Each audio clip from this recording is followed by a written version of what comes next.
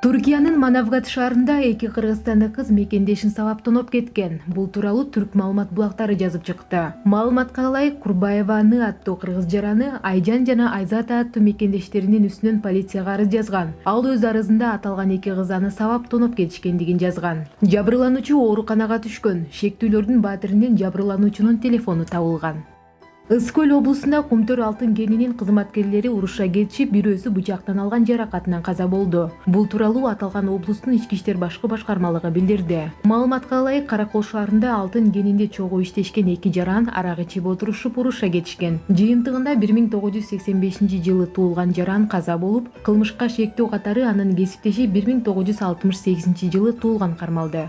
Жалал Абад облусуна караштуу Нокен районунун Рахманжан айылындагы көчөлөрдүн биринде качкын президент Курманбек Бакиевдин ысымын берүү тууралуу токтом жокко чыгарылды. Бул тууралуу өкмөттүн облустагы өкүлчүлүгүнөн билдиришти. Маалыматка ылайык, көчөнүн аталышы тууралуу документти айылдык кеңештин депутаттары кабыл алышкан. Токтомду мыйзамсыз кабыл алышкан. Аны жокко чыгарышат. Көчөнүн атын Курманбек Бакиев деп коюу тууралуу маалыматты облустук жана райондук администрация билген эмес. Буга жол бергендер жоопко тартылат деп билдиришти өкүнчүлүктөн. Бишкек-Нарын-Торугар жолунда жол кырсыгы катталып 4 адам каза болду.